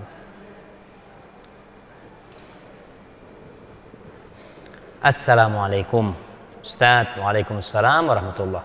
Putra saya umur 27 tahun, laki-laki. Ya kalau putra laki-laki mungkin penjelasan. Putra saya umur 27 tahun, laki-laki. Sudah ada pekerjaan walau belum tetap. Sudah ada teman wanita. Ini loh masalah, teman wanita. Umur 19 tahun. Ana tanya apa dia sudah siap menikah? Dia bilang belum. Karena pekerjaannya belum tetap, belum permanen. Apa yang ana harus persiapkan untuk putra ana agar agama baik, akhlaknya mulia, plus jodoh yang soleha? Subhanallah. Nah, ini realita yang ada ya. Kebanyakan pemuda-pemuda itu punya teman wanita. Dia punya pacar lah, walaupun kadang-kadang nggak, anak sebatas berteman. Tapi udah makan bersama, udah nonton bersama, na'udzubillah. Katakan kepada putri, kepada putra ibu, bahwasanya yang memberi rizki itu Allah Jalla Jalla. Dan katakan kepada dia, berduaan dengan wanita yang bukan mahramnya, itu yang ketiganya adalah syaitan. Maka demi menjaga agama dia, demi menjaga kebahagiaan dia di dunia dan di akhirat, maka katakan nikah, cepet-cepet nikah. Urusan rezeki Allah yang nanggung, urusan rezeki Allah Jalla Jalla. Jangan sampai nunggu nanti setan sudah masuk, kemudian hamil, udah berzina, baru dinikahin. Allah nggak ridho. Allah berjanji akan memberikan bantuan kepada pemuda-pemuda yang miskin ketika dia menikah untuk menjaga kehormatan dirinya. Itu janji Allah Jalla Jalaluhu. Maka katakan kepada dia, perbaiki niat, perbaiki agamanya, insya Allah ditanggung sama Allah Subhanahu Wa Taala urusan rizki dia. Nah, Assalamualaikum Ustaz. Suami saya orangnya lemah lembut, bertanggung jawab, tetapi belum mau diajak untuk mempelajari agama lebih dalam, hanya mengerjakan sholat dan puasa. Gimana? Doakan dia. Doakan terus, tunjukkan kepada dia bahwasanya anti setelah ngaji itu tambah baik, dan sambil diajak kadangkala minta diantar, apalagi katanya lemah lembut. Sekali-kali bilang, "Bang, anterin aku lah, Bang." Sekali aja gitu kan. Mudah-mudahan diantar oleh suaminya nanti. Bagaimana tentang kredit usaha? Apakah itu boleh dilakukan? Bagaimana cara mengatakan kepada suami agar bisa mengerti? Kredit usaha asalkan tidak ada bunganya, tidak ada ribanya ya. Tadi saya katakan sama teman-teman, sekarang di Indonesia ini nggak ada riba. Ada riba di Indonesia? Nggak ada. Ada tulisannya bank riba. Ribanya sekian. Orang itu benci dengan kata-kata riba. Karena dari kecil dia diajarin riba itu haram. Ketika besar dia lihat kok nggak ada riba, yang ada apa? Bunga. Loh, bunga ini kan bagus, Ustaz. Bunga. Itu perubahan nama itu, naudzubillah. Itu benar-benar skenario dari setan dan iblis. Saya katakan seperti itu. Dulu waktu kecil saya SD itu ada istilah WTS. Wanita tuna susila. Sekarang masih ada? Nggak ada. Yang ada PSK sama apa? Saya baru baca kemarin, mungkin baca ketika Doli mau ditutup, ada PSK sama apa? Wanita harapan. Na'udzubillah, saya ngomong, waduh, ini sudah disebut wanita harapan atau PSK. Na'udzubillah, ini benar-benar penyesatan kepada umat. Mereka yang menjadi wanita harapan kan bangga. Kerjaannya sampean apa? Saya wanita harapan. Na'udzubillah. Ini rusak, benar-benar rusak ini. Maka ini tanggung jawab siapa? Tanggung jawab para ustadz, tanggung jawab para ulama untuk menjelaskan bahwasanya WTS tetap WTS. Yang namanya riba tetap riba, bukan bunga. Namun memang di akhir zaman itu akan ada yang menamakan dengan bukan namanya. Wallahu a'lam bishawab. Tapi itu, jadi kalau tanpa riba nggak ada masalah. Gimana menjelaskan kepada suami? Ya harus santun kita menjelaskan kepada suami ya. Bagaimana anggapan di sekolah-sekolah di Indonesia tentang bolehnya bersalaman dengan lain jenis ya, yang tapi mereka mengkisahkan guru laki-laki dan perempuan dengan ayah dan ibunya dalam masa mengkiaskan ya, guru laki-laki dan perempuan dengan ayah ibunda. Ketika belum balik, ketika masih kecil, itu nggak ada masalah. Tapi kalau sudah balik, maka udah nggak boleh menyentuh wanita yang bukan mahramnya, subhanallah.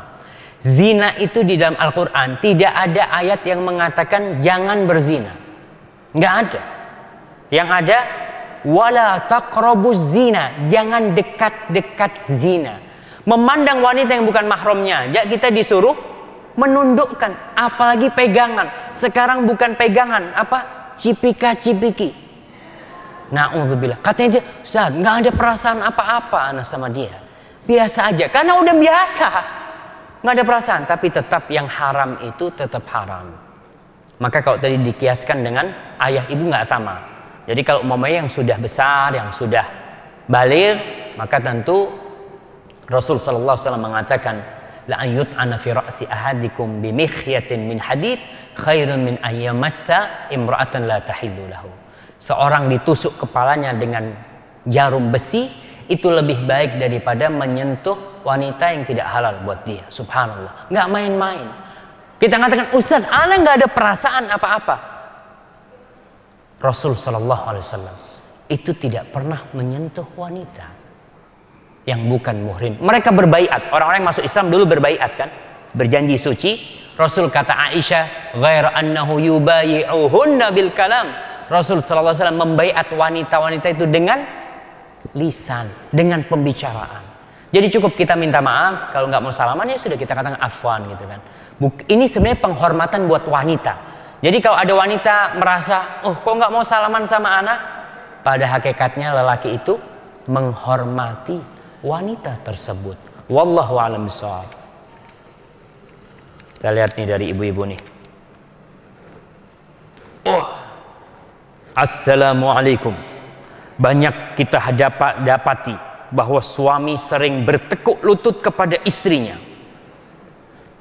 Di mana ini, Pak? Di sini. Di Jakarta, Ibu-ibu. Takut dengan istrinya. Bagaimana keadaan ini dengan hukum Islam? Takut sama istrinya.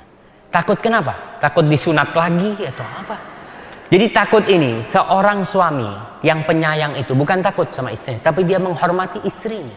Dia menghormati istrinya. Kalau dikatakan takut tadi, seorang suami mau mengasihi orang tuanya, mau berbagi sama orang tuanya, mau berbakti sama orang tuanya, nggak bisa karena takut sama istrinya, maka ini yang nggak boleh. Karena ingat, istri itu ketika dinikahkan sudah pindah, ada peralihan dari orang tuanya kepada suami. Tapi suami tidak pernah ada peralihan. Suami tetap jadi anak buat orang tuanya. Dalam artian surga dan nerakanya seorang suami siapa? Bapak ibunya, bukan istri. Dan surga nerakanya seorang istri adalah suaminya. Ada suami-suami yang ATM-nya yang megang siapa? Istrinya. Dia minta duit, seperti itu. Akhirnya dia tidak bisa berbagi buat orang tuanya. Maka tidak hati-hati seorang suami punya tugas sampai mati berbakti sama orang tuanya. Kalau takut sama istrinya, dalam artian dia itu gimana model takutnya ini? Mungkin di sini ada bapak-bapak yang takut istri. Model takutnya gimana kira-kira? Mungkin nggak berani ngomong enggak gitu kan? Mungkin istrinya ngomong, "Mas, sini." Iya, ada apa gitu Mas? Dia selalu taat gitu kan? Ayah, cuci piring tuh masa sampai seperti itu? Kayaknya enggak lah ya. Kayaknya enggak ya. Tapi wallahu alam. Tapi jelas ingat ada tugas masing-masing. Suami-suami punya tugas berat. Dia adalah pemimpin di rumah. Maka dia harus memosisikan dirinya sebagai pemimpin. Dan pemimpin itu Allah sebutkan dikarenakan Allah memberikan keutamaan. Lelaki bisa memimpin. Sampai sekarang ada nggak jenderal TNI perempuan? Ada? Nggak ada. Karena tetap lelaki yang bisa memimpin. Dan Allah memberikan wibawa kepada seorang lelaki dia bisa memimpin. Yang kedua, karena seorang lelaki itu memberikan nafkah. Biasanya suami-suami yang takut sama istri karena dia ngasih nafkah sama istrinya. Rumah, tinggal di rumahnya siapa? Tinggal di rumahnya mertua. Terus yang kerja? Ya istri Ustaz, anak kan belum bisa kerja nih. Itu kadang-kadang pincang kepemimpinan itu. Maka tolong diperbaiki. Dan cari istri yang soleha. Yang membantu urusan akhirat bukan membantu urusan dunia. Wallahu a'lam bishawab ya.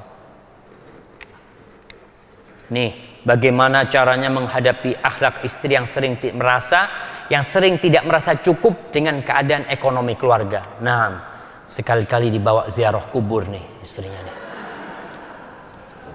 Iya, ziarah kubur memang ada khilaf buat perempuan boleh atau tidak. Tapi pendapat jumhur ulama boleh perempuan ziarah kubur asalkan tidak sering-sering. Iya, perempuan kalau sudah sering, Masya Allah. Perempuan itu kalau sakit, katanya Ustadz di Surabaya tuh, ana Ustadz kalau punya istri sakit, nggak ana bawa ke dokter. Bawa kemana Ustadz? Bawa ke mall. Kasih duit sedikit. Nih, yuk ke mall, sembuh tuh. Yuk, berangkat kata dia.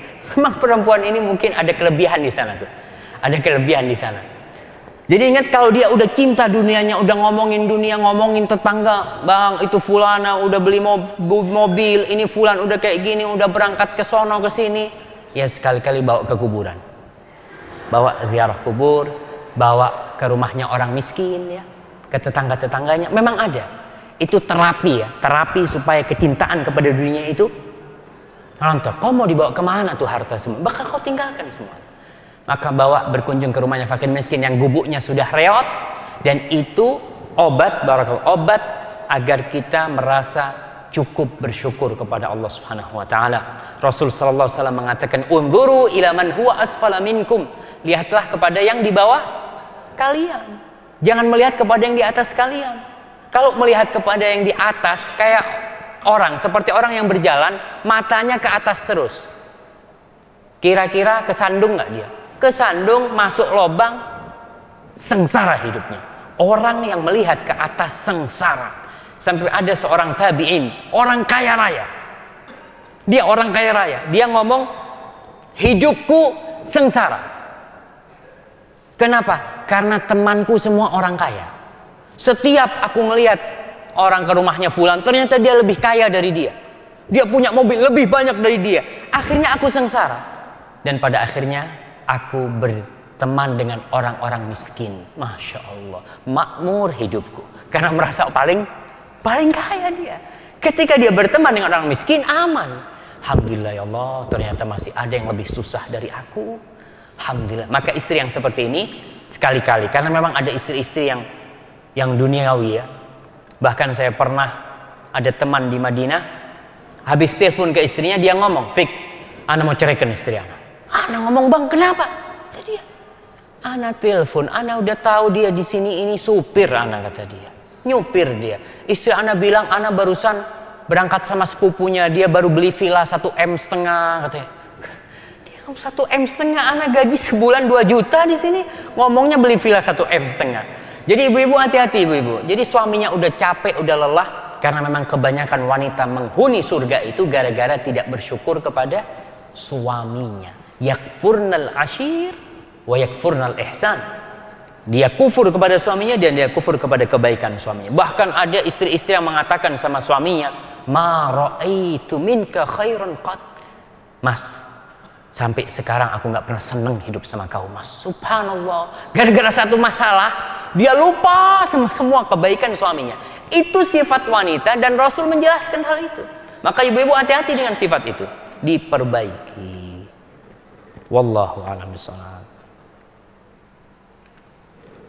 Assalamualaikum Ustaz, mana yang lebih baik atau lebih utama? Bapak berbuka puasa bersama keluarganya atau bapak berbuka puasa di masjid karena sholat maghrib di masjid. Masjid jauh dari rumah kami. Barakallahu fikum Ustaz. Seorang yang rumahnya jauh dari masjid dan dia tidak mendengar azan dikumandangkan, dia tidak harus ke masjid. Masjidnya 2 kilo dari rumahnya. Dia wajib ke masjid? Tidak. Karena dia tidak mendengar azan. Rasul SAW mengatakan kepada Ibnu Ummi Maktum, atasma'un nida, kau dengar azan enggak? Dengar, fa'ajib. Kalau kau dengar azan, maka kau harus ke masjid. Datang itu masjid tuh kalau kau dengar azan. Tapi kalau rumahnya jauh, ya udah, tidak harus ke masjid. Walaupun ke masjid nggak apa-apa. Cuma buat dia sudah tidak lazim gitu. Karena rumahnya seperti mungkin teman-teman yang di perumahan-perumahan kadang-kala ya, masjidnya itu subhanallah jauh sekali. Saya kemarin ke Surabaya tinggal di sebuah rumah di perumahan. Di sebelah perumahan itu ada jalan besar, ada masjid, masya Allah. Saya subuh, saya bangun jalan, yuk kita ke masjid. Ternyata perumahan itu digembok. Jadi saya lihat, ya Allah, nggak bisa ke masjid nih. Iya, karena memang dekat masjidnya. Tapi karena perumahan jalannya itu harus 3 kilo mungkin, baru bisa ke masjid yang dekat sama perumahan. Maka yang seperti ini tidak wajib karena dia nggak ada akses untuk menuju ke tempat itu. Tapi kalau dia bisa ke tempat itu, mau naik motor, fadhol, mau naik mobil, fadhol, tapi sudah tidak wajib ya, sudah tidak harus karena jauh. Ini adalah keringanan dari Allah Subhanahu Wa Taala bagi mereka yang tidak mendengar azan. Ustadz, ini azannya 7 kilo kedengeran. Karena pakai mic sekarang. Ukurannya bukan mic, ukurannya pakai azan. Para ulama jelaskan, azan di atas tempat yang tinggi, yang tidak ada suara, yang sunyi senyap, kemudian dia terdengar. Karena di masa Rasul SAW nggak ada motor, nggak ada suara mobil, nggak ada suara pabrik, nggak ada. Ketika azan ya udah sepi seperti itu. Maka kalau dengar kira-kira berapa kilo dengar itu? 1 kilo? Hah? 500 meter? Nggak tahu lah. Tapi bisa dipraktekkan ya. Dipraktekkan, mungkin ada yang mau praktek umpamanya ke kampung. Dia naik ke atas azan, ngomong temennya, inti tunggu di tempat-tempat tuh. Dengar nggak suara anak azan? Itu bisa ngukur ya. Itu bisa diukur. Wallahu alam. Karena memang ukurannya kalau dengar azan. Kalau dengar azan. Tapi tetap kita dianjurkan untuk ke masjid ya. Bagaimana sekarang Ustaz? Buka di rumah apa di masjid? Ya lihat, kalau masjidnya dekat, umpamanya dia bisa berangkat ke sana, maka buka di rumah. Rasul sallallahu alaihi wasallam berbuka di mana? Di rumah. Kemudian berjalan ke masjid karena masjidnya tinggal 1 langkah. Lawang rumahnya Nabi mepet sama masjid gitu ya. Tapi yang rumahnya jauh, yang tidak dengar azan, Dia mau ke masjid, fadhol. Kalau mau ke masjid, bawalah keluarganya buka bersama di masjid, nggak apa-apa. Mau berbuka di rumah juga nggak apa-apa. Dilihatlah mana yang lebih afdol buat dia. Tunggu Ana lihat di sini. Sampai jam berapa nih jamaah? Sampai maghrib. Nah, assalamualaikum Ustaz. Ada 3 orang yang ditanggung oleh Allah, diantaranya seorang pemuda yang menikah untuk menjaga kehormatan dirinya. Yang 2 lagi apa? Yang 2 lagi ini, yang kedua adalah al-mukatab, seorang yang ingin membebaskan dirinya, seorang budak yang ingin membebaskan dirinya. Yang ketiga ini kok lupa nih Ibu. Coba nanti Anda lihat lagi. Wallahu a'lam bishawab nih.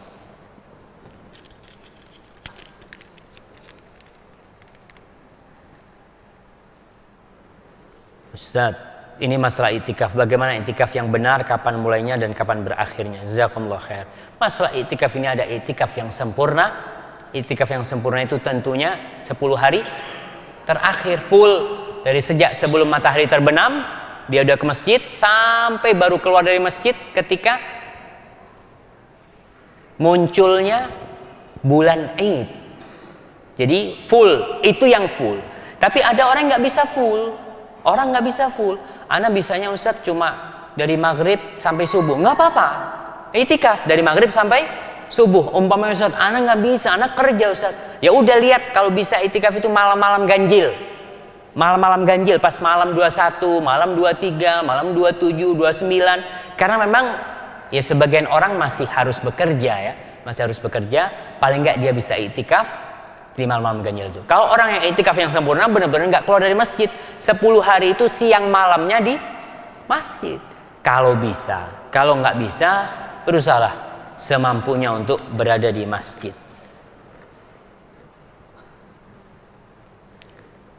Putra Ana SMA, sangat cerdas, prestasinya banyak dan memiliki cita-cita sekolah tinggi dan mendapat beasiswa ke luar negeri.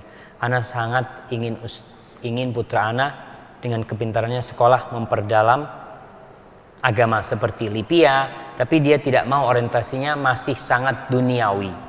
Ana tidak putus asa mengajak ke kajian dan panggil ustadz-ustadz ke rumah. Putra apa putri ini ya? Putri mungkin. Putri Ana menurut, tetapi tetap mau sekolah dan tinggal di luar negeri. Bagaimana Ana bersikap? Subhanallah ya. Memang kita ini diuji sama anak-anak kita, anak-anak kita diuji sama kita. Kadangkala ujian itu berasal dari kita sendiri. Jadi anak ini telat mendidiknya. Mendidik anak itu telat. Udah gede baru kita mau lurusin, seperti pohon ya. Pohon itu ketika masih muda kita bisa atur, kita tarik ke bawah supaya bengkok, kita tarik supaya bengkok, masih bisa. Tapi kalau sudah pokoknya udah gede, udah susah. Tapi gimana sekarang? Solusinya ini gimana Ustaz menghadapi yang seperti ini? Ya doa lah, doa sama anaknya, sekali-kali dibawa ziarah kubur juga anak-anaknya itu supaya lihat, nak tuh, lihat tuh kuburan orang-orang yang kaya, kuburan orang-orang yang sukses. Tuh lihat tuh rumahnya pemimpin-pemimpin negara kita umpamanya. Hilang, semuanya ditinggal gitu nak. Apa yang kau cari di dunia ini nak? Kau ingin rumah gitu kau bakal tinggal. Kau ingin prestasi yang sangat tinggi bakal kau tinggal. Yang kau bawa cuma satu nak, yaitu amalmu ke kuburanmu nanti. Mungkin dengan seperti itu bisa terbuka hatinya. Tapi doa, doa ibu. Kemudian banyak istighfar. Banyak istighfar sama Allah SWT.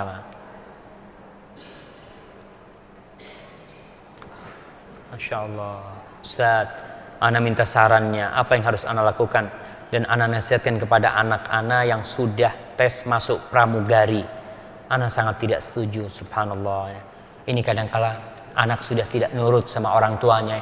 Tes masuk pramugari. Pramugari itu pembantu di atas pesawat, tapi pembantu. Lah jadi pembantu suaminya lebih enak. Jadi pembantu suaminya. Banyak pemahaman apa namanya ya? Perempuan-perempuan ini karena jauh dari agama, dia berpikir dia harus bekerja. Kenapa dia harus bekerja? Nanti kalau diceraikan sama suaminya sudah mandiri. Na'udzubillah, belum nikah sudah berpikir cerai. Ini kan nggak benar. Makanya lihat, Kau mau menikah, carilah lelaki-lelaki yang baik agama dan akhlaknya. Tapi kebanyakan mereka nikah at-thayyibuna lit-thayyibat. Orang baik itu Allah pasangkan dengan orang baik. Wanita yang baik Allah pasangkan dengan lelaki yang baik. Dan wanita yang buruk Allah pasangkan dengan lelaki yang buruk. Maka untuk anaknya ibu ini gimana kira-kira jamaah? Ana juga nggak bisa ngomong nih mah. Mungkin doa ya, doa. Kemudian bapaknya. Kalau nggak ada bapaknya gimana Ustaz? Entahlah. Karena pergaulan mereka benar-benar sudah bebas. Kita yang menyekolahkan mereka. Kita yang sudah mengantarkan mereka untuk jadi pramugari. Jadi kalau dia mau jadi pramugari sekarang salahnya siapa? Salahnya ibunya yang nganterin. Dalam masa mengantarkan dia ke pramugari, ibunya dapat hidayah kan? Ngaji ibunya, bingung ibunya terus. Ya mudah-mudahan berdoa semoga Allah SWT membuka pintu hatinya.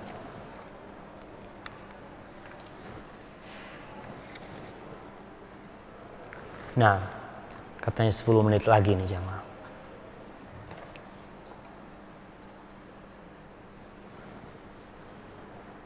Ustaz, bagaimana sikap kita bila putra kita memilih seorang wanita mu'allaf? Memilih mu'allaf ini, apa karena dia masuk Islam dipilih? Atau karena dia cantik kemudian dimasukkan Islam? Kan macam-macam. Ada orang menikah awalnya dia Nasoro, tapi si laki ngomong, udah pacaran nih. Ini yang jadi masalah. Intinya kadang-kala di pacaran, hubungan sebelum menikah. Akhirnya karena beda agama, si suami ngomong, kalau kau mau menikah sama aku, kau masuk Islam. Alhamdulillah ini baik. Suami memasukkan seseorang kepada Islam, itu baik sekali. Seperti kisahnya Ummu Sulaim dengan Abu Talha. Ummu Sulaim ini dilamar oleh Abu Talha. Abu Talha ini orang terpandang di Madinah, orang kaya. Dia datang mengatakan kepada Ummu Sulaim, ya Ummu Sulaim, halumma ilal ahmari wal asfar. Oh kalam yushbihu dhalik. Dia mengatakan, Ummu Sulaim, ayo. Apa kau nggak mau ke yang kuning dan merah nih, ke emas-emas ini? Katanya Ummu Sulaim, mithluka la yurad. Orang sepertimu itu nggak pantas ditolak ketika melamar wahai Abu Talha. Orang baik. Tapi apa kata Ummu Sulaim? Wala ghaira annaka rajulun musyrik. Tapi yang jadi masalah, kau itu orang musyrik dan aku orang muslim. Kalau kau masuk Islam, aku ridho itu jadi maharku, kata dia. Langsung Abu Talha masuk Islam. Masuk Islam. Dia mengatakan syahadat di depan Rasul sallallahu alaihi wasallam dan Islam yang baik. Jadi kalau perempuan ini benar-benar masuk Islam, maka tolong dibimbing keislamannya. Namanya orang mu'alaf harus dibimbing. Dia belum tahu. Dia belum tahu. Gadis ini pindah Islam seorang diri, sedangkan orang tua dan keluarganya bersama masih non muslim. Nah, tolong dibimbing. Kalau memang dia sudah milih dia, dibimbing dengan baik, didoakan, diajak kajian. Memang butuh proses dan kadang-kala kita harus bersabar. Ingat, harus dilihat benar enggak keislaman dia. Karena banyak sekarang ini cara mengkristenkan seseorang lewat cara nikah. Banyak. Bahkan di Jawa Barat nih, ada seorang anaknya ustadz dipacarin sama seorang non muslim, dipacarin sama dia sampai mau nikah, datang akhirnya ke rumahnya Pak Kiainya ini mau melamar, ngomong sama Pak Kiai, anak mau nikah sama putri bapak tapi di gereja. Na'udzubillah, seperti itu. Maka hati-hati ya, hati-hati, dilihat kebenaran dia itu.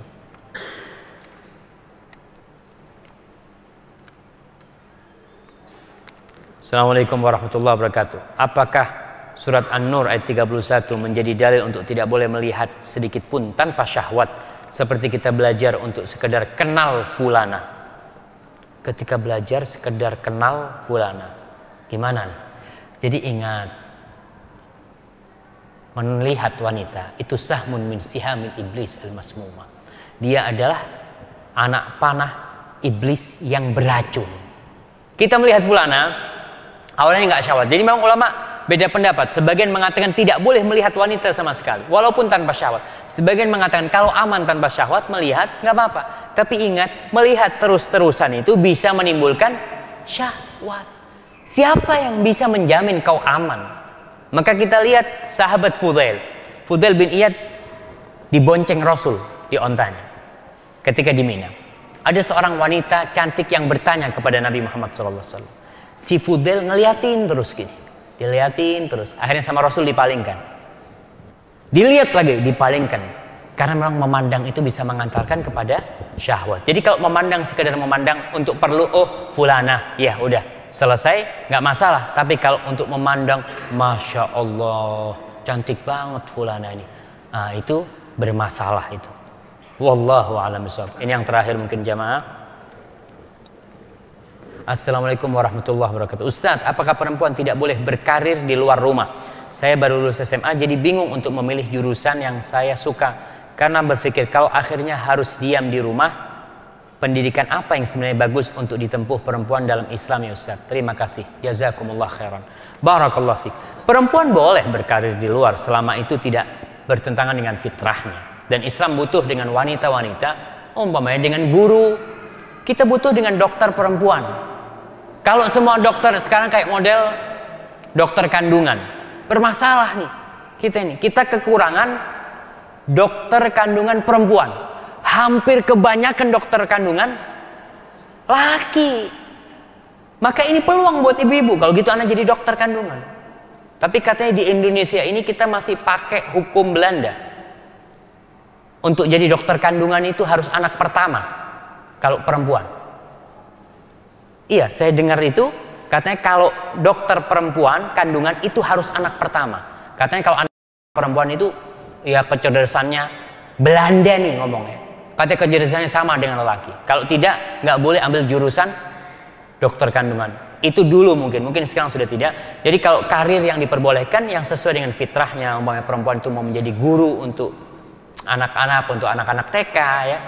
Jadi yang memang sesuai dengan karir dia.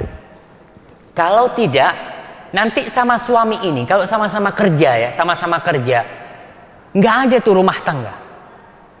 Si suami kerja berangkat jam 6 sampai jam 5. Si istri kerja jam berapa? Jam 6 sampai jam 5 juga. Pulang udah sama-sama capek.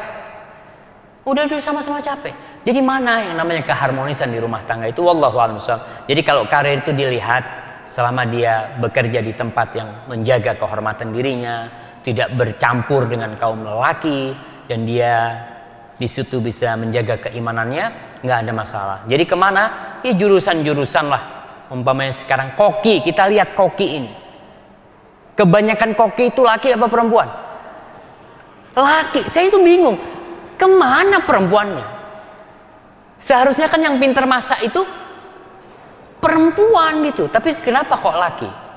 Ya mungkin lelaki harus kerja di luar nggak masalah. Tapi ibu-ibu bisa jadi koki di rumahnya. Dan berapa banyak ya wanita-wanita yang bisa menghidupkan masyarakat di sekitarnya. Saya pernah melihat seorang wanita yang dia itu mengkoordinir perempuan-perempuan di kampung halamannya untuk bikin usaha. Yang kerjanya di rumah, kerjanya tidak di luar rumah. Dan tidak bertentangan dengan kehormatan dirinya sebagai seorang wanita yang punya kewajiban untuk menjaga suaminya. Udah terakhir. Nanti kamu tanya setelah ini. Ya, para jamaah, mungkin ini yang menutup kajian kita. Insyaallah kita lanjutkan pada kesempatan yang akan datang. Apabila yang saya sampaikan benar itu dari Allah Subhanahu wa taala, kalau ada yang salah itu dari diri saya sendiri. Allah dan Rasulnya terbebaskan dari kesalahan itu. Wassallallahu ala nabiyina Muhammad wa ala alihi wasallam. Assalamualaikum warahmatullahi wabarakatuh.